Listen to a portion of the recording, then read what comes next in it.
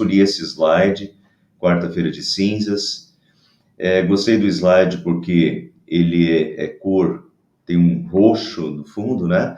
A quaresma, a cor litúrgica da quaresma é o roxo, é uma cor que simboliza arrependimento, contrição, né? É um período de reflexão, os 40 dias aí, a quaresma até a Sexta-feira Santa, a morte de Jesus e a Páscoa. E esse slide aqui é um slide que diz: eis o tempo de conversão, que é muito interessante também, porque é um período de arrependimento, e arrependimento é uma conversão de vida, é você perceber que você está no caminho errado e convergir, né? Convergir para o caminho certo. E principalmente pensando que nós estamos caminhando para a Sexta-feira Santa, a morte de Jesus. Jesus deu a vida em nosso lugar, Jesus precisou dar a sua vida em nosso lugar. Por quê? Por causa dos nossos pecados, né? Para nos livrar, para nos libertar, para nos salvar dos nossos pecados. E quando a gente pensa, puxa, foi o que Jesus Cristo fez por causa dos meus pecados, ou precisou fazer por causa dos meus pecados, para me livrar dos meus pecados, né? E o que eu tenho feito por Jesus? Qual é a minha resposta a esse amor de Deus, né? E também entender que foram os meus pecados que levaram Jesus a sofrer e morrer. Então é um período de reflexão sobre os pecados, de arrependimento dos pecados, de reconsagração de vida a Deus, ou seja, um tempo de conversão. Marcos capítulo 1, versículo 1 a 5 diz: princípio do Evangelho de Jesus Cristo, Filho de Deus, conforme está escrito no profeta Isaías: enviarei à tua frente o meu mensageiro, ele preparará o teu caminho. Vós, o que clama no deserto, preparem o caminho para o Senhor, façam veredas retas para ele. Esse é o início, então, do Evangelho. Notem, voz do que clama no deserto. Então, João pregava no deserto, né? E João era a voz do que clama no deserto. Agora, a gente tem que ver que o deserto aí nós temos que olhar para o Antigo Testamento, porque aqui nós estamos no início do Novo Testamento, mas o deserto tem um grande significado no Antigo Testamento, né? O povo de Deus ficou 40 anos no deserto, e esses 40 anos foi de uma vida sofrida no deserto. Então, quando a gente olha para o Antigo Testamento, o deserto tem um sentido negativo: calor, aridez, falta de água, sede, falta de sombra, falta de árvores, de flores, de frutos, fome, dificuldade de sobrevivência, né? A vida no deserto simboliza a vida neste mundo e todas as dificuldades da vida neste mundo. Então, esse é um dos significados do deserto, quando a gente olha para o Antigo Testamento, né? Essa noção negativa do deserto como algo difícil, né? As dificuldades da vida simbolizadas pelo deserto.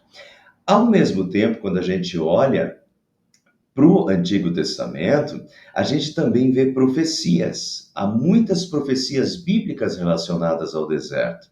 Vejam: abrirei rios no alto dos montes e fontes no meio dos vales. Transformarei o deserto em lençóis de águas e a terra seca em mananciais. Isso é uma profecia de Isaías, inclusive se repete em diversos lugares de Isaías, não é apenas uma vez. Nós temos isso repetido em Isaías diversas vezes, temos isso de novo entrando em Ezequiel, no profeta Ezequiel. Portanto, essa é uma profecia.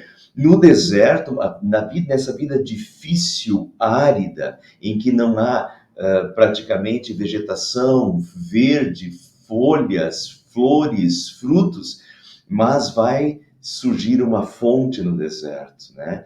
E lençóis de água no deserto. Então, o deserto vai ser inundado por água.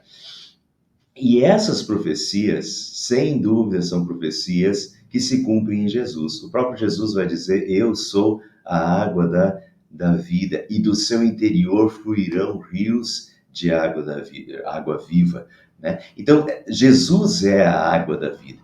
Daí, quando a gente olha nessa perspectiva, João Batista, na verdade, então, era o precursor, o mensageiro da fonte da água da vida. Jesus estava chegando ao mundo, né? E João Batista é aquele que prepara o caminho para Jesus. E Jesus é a fonte da água da vida, a fonte que estava brotando neste mundo e que gera vida em abundância a todos que bebem dela. E quando a gente olha nessa perspectiva, né? No meio do deserto da nossa vida, de todas as dificuldades deste mundo, e no meio de uma vida em que a única coisa que nós sabemos é que um dia nós morreremos, e se depender só de nós, somos homens pecadores e merecemos a condenação eterna, e essa é a aridez. Não há esperança nesta vida. Primeiro, porque todos nós vamos morrer, um dia a vida acaba. Segundo, porque no que depende de nós e dos nossos pecados, nós estamos condenados, só merecemos condenação. Não há vida, não há esperança, além de todas as dificuldades aqui deste mundo. Mas então, com a vinda de Jesus a esse mundo, brota esta fonte da água da vida, que nos dá esperança, né? Salvação, ressurreição, vida eterna, bênçãos já neste mundo e bênçãos eternas. Então, Jesus é essa fonte da água da vida. Quando Jesus vem, essa fonte da água da vida começa a jorrar neste mundo, trazendo salvação, vida, esperança, flores, frutos, alegria para este mundo. Então, João Batista é esse precursor da água da vida, né? Dessa água que está brotando no deserto de Jesus. João Batista dizia: preparem o caminho para o Senhor, façam veredas retas para ele. Veredas não é um termo que a gente costuma usar no português, mas quando a gente olha, por exemplo, na Bíblia, na linguagem de hoje, a Bíblia na linguagem de hoje traduz veredas por estradas. E é isso, né? Façam estradas retas para ele. Muito bem, Marcos é o evangelho mais curto dos quatro, né? Mateus, Marcos, Lucas e João. Marcos é o mais curto e o mais resumido em todos os conteúdos. Agora, então, vejam aqui essa parte. Enviarei à tua frente o mensageiro, ele preparará o teu caminho, vós o que clama no deserto. O que Marcos coloca? Vós o que clama no deserto. Preparem o caminho para o Senhor, façam veredas retas para ele. Marcos só coloca essas duas linhas, certo? Isso aqui é a profecia de Isaías. Marcos reduz e só coloca essas duas linhas. Mas é interessante ver como Lucas descreve esse texto. Lucas já coloca a profecia inteira. Vejam como Lucas coloca, como é muito mais amplo. Lucas diz: preparem o caminho do Senhor, endireitem as suas veredas. Até aqui é a mesma questão que Marcos coloca. Marcos é resumido. Lucas acrescenta: todos os vales serão aterrados, todos os montes e colinas serão nivelados, os caminhos tortuosos serão retificados e as estradas irregulares serão aplanadas. Vejo que essas 4 linhas Marcos não colocou no seu resumo, mas Lucas acrescenta. Então, Marcos resumiu a profecia de Isaías 40, versículo 3 a 5, já Lucas preferiu copiar toda a profecia. Se vocês forem olhar lá em Isaías 40, 3 a 5, é exatamente isso que Lucas colocou aqui. Lucas colocou a profecia inteira, Marcos reduziu a profecia. E daí, quando eu olho penso, por que Lucas colocou inteiro? Eu acho, pessoal, que Lucas viu como algumas cidades romanas construíram estradas, aterrando vales, nivelando montes para receber os imperadores. A gente tem que lembrar, para quem acompanhou a série de Atos dos Apóstolos, nós vimos lá que Lucas é o companheiro do apóstolo Paulo. Lucas vai junto com o apóstolo Paulo nas viagens missionárias. E as viagens missionárias, a maioria foi ali Grécia e Turquia, passando pela cidade de Éfeso, né, na Galácia e tal. Então, Lucas viaja junto com o apóstolo Paulo por essas cidades gregas, romanas e, né, atual Turquia também. E é interessante que, por exemplo, a cidade de Éfeso é uma cidade que fez uma estrada, quando eles souberam que o imperador romano vinha para a cidade de Éfeso, porque o imperador ficava lá em Roma, né, lá na Itália, e a distância é grande. Então, quando Éfeso ficou sabendo que o imperador vinha para a cidade de Éfeso, e para receber pomposamente o imperador, o grande imperador do Império Romano, Éfeso fez exatamente isso daqui. Éfeso nivelou o monte, quer dizer, cortou uma parte do monte. A parte do vale eles aterraram e fizeram uma estrada absolutamente reta para receber o imperador. Então, o que era, né, o buraco, o vale foi aterrado, o monte foi nivelado, cortaram o monte, preencheram o vale, de tal forma que eles fizeram uma estrada realmente nivelada e reta para receber pomposamente o imperador do Império Romano. E Lucas viu isso, né? Porque isso é Éfeso, Paulo, Lucas estiveram em Éfeso, Paulo ficou 2 anos e meio em Éfeso, né? Então, Lucas viu isso com seus próprios olhos.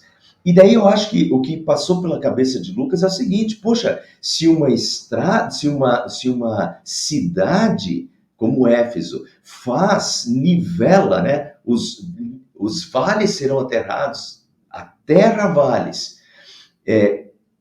nivela montes e colinas, e retifica os caminhos tortuosos, e aplana estradas irregulares. Se uma cidade como essa faz tudo isso, uma estrada reta, plana e nivelada para receber o imperador romano, puxa vida, quanto mais nós, cristãos, né, na perspectiva da volta de Cristo, quanto mais nós que esperamos o Rei dos Reis, o Senhor dos Senhores, nos preparamos para a sua vida, eliminando os vales e os montes que causam separação entre nós e Deus, endireitando os caminhos errados, reconhecendo nossos erros, nos arrependendo dos nossos pecados. E isso, então, combina perfeitamente com a mensagem de João Batista, que é de arrependimento.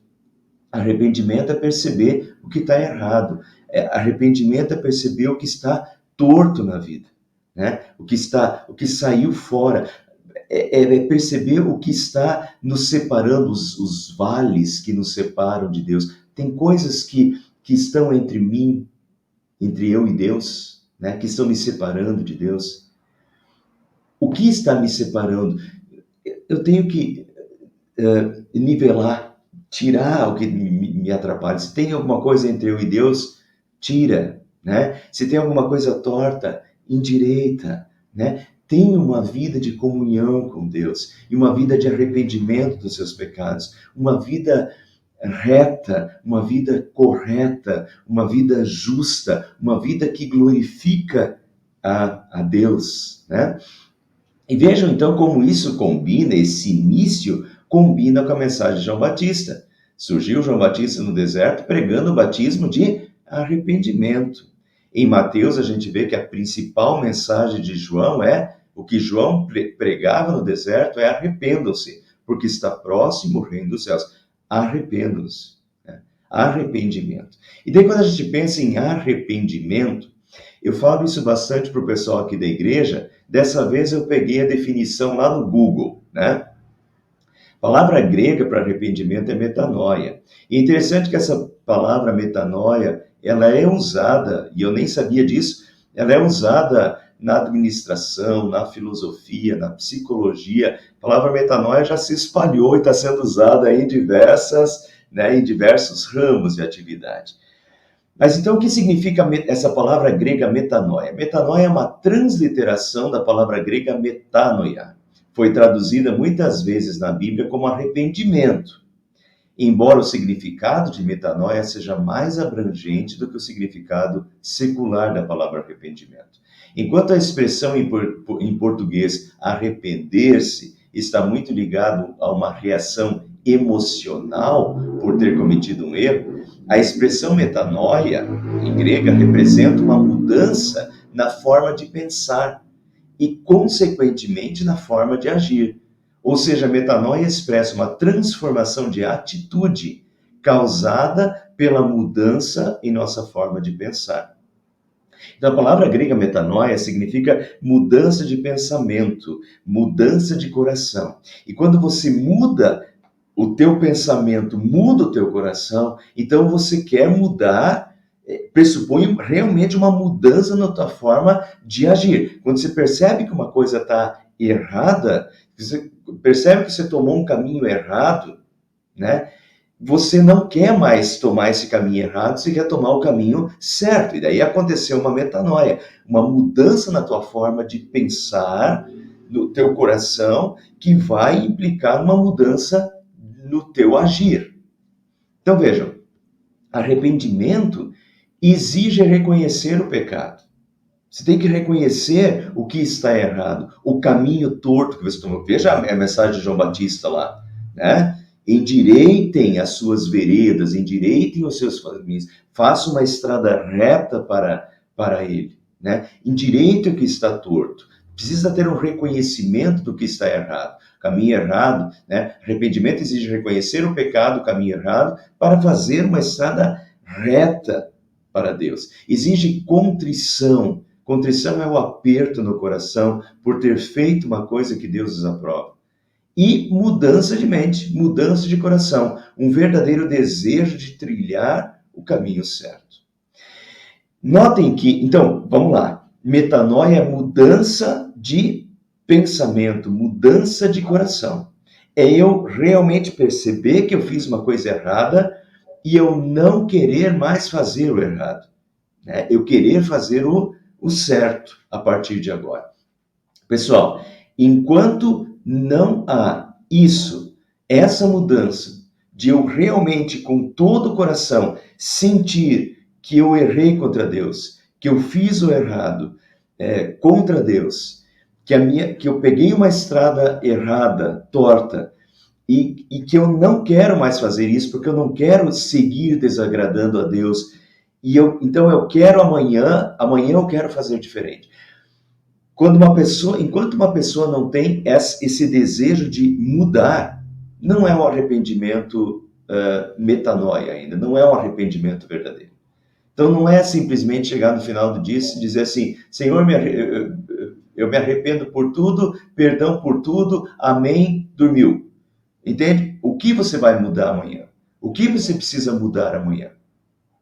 Entende? É realmente pensar, refletir, o que eu fiz de errado? O que na minha vida não está condizente? O que na minha vida não está glorificando a Deus? O que na minha vida Deus está vendo que está desagradando o meu Salvador? E daí eu não quero desagradar a Deus, eu não quero desagradar a Jesus. Tudo que eu quero na minha vida é louvar a Deus, é agradar a meu Deus, é agradar o meu Salvador que deu a vida por mim. É viver uma vida de honra, de glória e de louvor a Deus em todos os meus atos. Então, no momento que eu percebo que tem coisas na minha vida que estão desagradando a Deus e que são erradas, eu peço perdão e digo, Senhor, me ajuda porque eu quero endireitar. Amanhã eu quero fazer diferente. E Marcos, de novo, pessoal, Marcos é resumido. Então, Marcos apenas cita a frase de João Batista. Já o Evangelho de Mateus e de Lucas, que são um pouquinho mais longos, eles dão exemplos de arrependimento. E agora notem, então, como os exemplos de Mateus e de Lucas vão exemplificar o que é o verdadeiro arrependimento. O que é arrependimento, então? Metanoia, mudança de mente que vai fazer a gente mudar de atitude. Eu percebo o meu caminho errado e eu vou fazer diferente, eu quero fazer diferente. Isso é arrependimento. Notem como Mateus, olha o exemplo que Mateus dá. Quando Mateus está falando de João Batista, Mateus diz, quando João viu que muitos fariseus e saduceus vinham ao batismo, disse-lhes, raça de víboras, quem deu a entender que vocês podem fugir da ira que está por vir? Produzam fruto digno de arrependimento. E não pensem que podem dizer uns aos outros, Ah, nós temos por pai Abraão, porque eu afirmo a vocês que Deus pode fazer que dessas pedras surjam filhos a Abraão. O machado já está posto à raiz das árvores. Portanto, toda árvore que não produz bom fruto é cortada e lançada ao fogo. Toda árvore que não produz bom fruto é cortada e lançada ao fogo. Mensagem dura. Dura, porque quem está na frente de João Batista são os fariseus e os saduceus, aqueles religiosos que viviam no templo, que achavam que estava tudo bem, que a vida o relacionamento deles com Deus estava bem, estava tudo ok. Quando, na verdade, Jesus vai dizer, vocês são sepulcros caiados, né? Vocês limpam o exterior do prato, mas o interior está sujo, entende? Então, o coração não está. Então, veja o que João Batista diz. O que significa arrependimento para os fariseus e para os saduceus? Se arrependam e produzam fruto digno de arrependimento. Vocês têm que mudar a vida de vocês. A vida de vocês, essa religiosidade de aparência, não agrada a Deus. O machado está na raiz da árvore. E se vocês não produzirem bom fruto, vocês vão ser cortados e lançados ao fogo. E não vem dizer que vocês são filhos de Abraão. Ser filho de Abraão não salva ninguém. Entende? Então, essa é a mensagem dura de João Batista. Um chamado ao arrependimento. A reflexão de vida, de humildade diante de Deus, de reconhecimento do pecado e ver o que precisa ser mudado. Se tem uma coisa que precisa ser mudada, que precisa ser endireitada, muda. Produza frutos dignos. Produza fruto digno. Se você vê que uma coisa na tua vida está podre, né? Que está produzindo fruto desagradável a Deus, fruto podre, o que é arrependimento? É parar com fruto podre. E produzir fruto digno, um fruto digno do relacionamento, de um relacionamento com Deus, um fruto digno de amor a Deus, atitudes verdadeiramente que mostrem arrependimento, que produzam um fruto digno, né? Isso é arrependimento. Senão vai da boca para fora. E pessoal, a gente tem que ser sincero com Deus. Não é essa religiosidade aparente. Tem que haver arrependimento, sinceridade, reconhecimento do erro e não querer fazer mais. É amanhã, dizer amanhã eu não vou fazer de novo. Eu não quero mais fazer. Senhor, me ajuda a não fazer mais. Eu quero fazer diferente. Reconhece o pecado e busca transformação, né? Produza fruto digno. Então veja como isso tem total conexão com metanoia, com arrependimento do fundo, com transformação de pensamento e que vai resultar em transformação de vida. Já Lucas dá mais um exemplo. Lucas diz, então as multidões perguntaram a João Batista, o que é que nós devemos fazer? E ele respondeu, quem tiver 2 túnicas, reparta com quem não tem. Prática de vida. E quem tiver comida, faça o mesmo. Amor ao próximo. Né? Não vem com teoria. É prática. É transformação. Reparte com quem não tem. Quem tiver comida, faça o mesmo. Daí também alguns publicanos, os cobradores de impostos, chegaram para ser batizados e perguntaram a João, mestre, o que nós devemos fazer? Ele respondeu, não cobrem mais do que o estipulado, se estão cobrando mais, né? Se estão roubando da população. O que é metanoia? O que é arrependimento? Arrependimento, se você está roubando, para de roubar. Pare de roubar e produza fruto digno. Pare de roubar e viva uma vida honesta. Né? Isso é transformação, pessoal. Não é teoria. Não é simplesmente sentimento. É realmente reconhecimento do erro e transformação de vida. E querer fazer diferente. E querer viver uma vida em comunhão com Deus e uma vida agradável a Deus, produzindo fruto digno.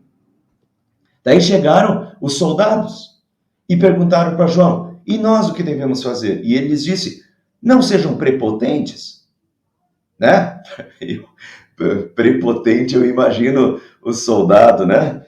Com um cacetete na mão, com uma arma na mão, e daí ele se acha, né?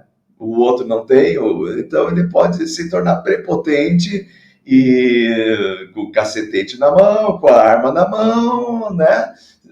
prepotentemente abusar das suas prerrogativas como soldado.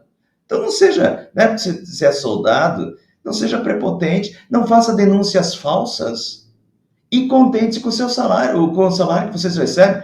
2.000 anos atrás, os soldados já recebiam propina, né? Olha o texto aí. Contentes com o seu salário, com o que vocês recebem. Não fique aceitando propina para não prender alguns. Então, de novo, pessoal, vejam como é prático. Marcos é reduzido. Mas quando a gente olha para Mateus, os exemplos práticos que João Batista dava exemplos práticos de metanoia. O que é metanoia? Transformação, é mudança de atitude. Você estava fazendo errado, você estava na estrada torta, você estava descendo, né? Soldado, você estava cobrando propina? Para de cobrar. Viva uma vida decente, viva uma vida para a honra e glória de Deus. Parou de roubar. Publicano, estava roubando? Para de roubar, né? Enfim, metanoia é mudança de atitude, é mudança de pensamento, é perceber que está na estrada torta e querer pegar a estrada direita, senão não é arrependimento. Então a gente tem que pensar nisso, pessoal, todos os dias, tá? Para não cair aquele chove não molha, aquela religiosidadezinha, né? Chega no final do dia, me perdoa por tudo aí, Deus, beleza? E amanhã vai fazer a mesma porcaria de novo, né?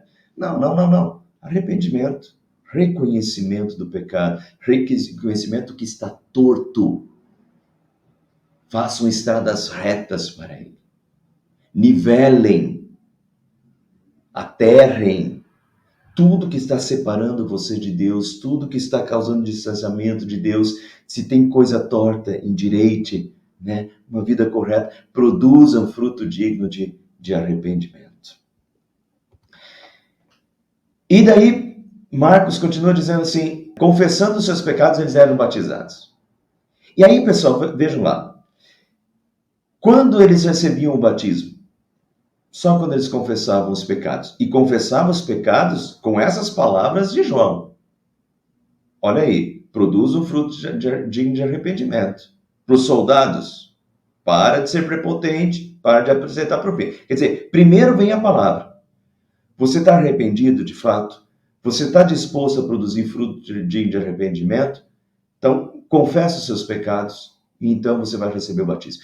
O batismo é esse lavar de pecados, né? O batismo é o lavar, é o sinal do lavar dos pecados de Deus. Agora, pessoal, antes dos pecados serem lavados, precisa haver arrependimento verdadeiro e confissão dos pecados. Essa ordem das coisas é muito importante. Primeiro, confissão dos pecados, arrependimento dos pecados e depois receber o lavar dos pecados. Por quê? Arrependimento e confissão dos pecados precisa haver primeiro, senão vira graça barata e não se dá valor ao sacrifício de Cristo. Se não tem essa reflexão dos erros, do que precisa ser mudado, de reconhecimento de que fez errado contra Deus, de que pecou contra Deus, de que entristeceu a Deus, né? De que pegou um caminho errado e desagradou a Deus, se não tiver isso, vira graça barata. A pessoa diz assim, não tem problema, Deus perdoa tudo mesmo e continua na mesma e não vai mudar nada. Isso é o que se chama de graça barata. Né? Deus perdoa tudo, pode tudo, né? E nada muda, e não há transformação de vida. Não há transformação de vida porque não está havendo arrependimento sincero e reconhecimento. Reconhecimento, pessoal, pecado nunca é pouca coisa. Pecado nunca é coisa pequena, porque sempre é cometido contra Deus. É desagradar a Deus, é entristecer a Deus com a sua vida. Então, quando você percebe que você está entristecendo a Deus com a tua vida, que você não está honrando a Deus diante de tudo que Jesus Cristo fez por você, você não está honrando a Jesus com a tua vida, você não está tendo um comprometimento de vida com Deus, se você não tem um comprometimento na tua vida com Deus, você não tem comunhão com Deus. né? E dizer assim, Deus me perdoa por tudo, eu vou continuar, quer dizer que você vai continuar desagradando a Deus, você vai continuar entristecendo a Deus, isso não é, isso, entende? Poxa, isso não é comunhão com Deus. Então, precisa haver um arrependimento sincero, uma confissão de pecados, reconhecer o erro, confessar os pecados. E então, quando há arrependimento sincero, reconhecimento do pecado, de que você desagradou a Deus, quando você se entristece porque você fez errado, sabe que merecia a punição de Deus, então você valoriza o perdão. E você confessa de todo o coração, dizendo, Senhor, eu não mereço, sei que fiz errado, sei que te desagradei, sei que te entristeci, preciso do teu perdão. E daí você valoriza o perdão. E você valoriza que o sangue de Jesus te lava de todos os pecados. Então Jesus nos lava e nos purifica de todo o pecado. Daí já não é mais graça barata. Aí é uma graça valorizada. Você valoriza a graça, o amor de Deus, o perdão recebido. Você reconhece os teus pecados e valoriza o que Jesus Cristo fez por você. E o amor dele por você em te perdoar novamente, né? E te dar novamente uma oportunidade de vai, não peques mais. Para terminar, pessoal, Romanos capítulo 6, eu acho que resume bem essa questão de arrependimento, de produzir frutos dignos de arrependimento, né? E essa ligação, nós estamos na época da Quaresma, morte de Jesus e ressurreição de Jesus, e a morte de Jesus e a ressurreição de Jesus está intimamente ligada com transformação de vida, com morrer para o pecado e ressuscitar para uma nova vida. Então vejam, Romanos 6, como viveremos ainda no pecado? Graça barata, né? Não tem problema, Deus perdoa tudo. Não, Romanos 3 é a justificação pela fé. Em Romanos 3 a gente aprende o que Jesus Cristo fez por nós para nos perdoar de todos os nossos pecados, né? Mas daí Romanos 6 já nos coloca no trilho. Como viveremos ainda no pecado, nós que já morremos para ele? Ou será que vocês ignoram que todos nós que fomos batizados em Cristo Jesus, nós fomos batizados na sua morte?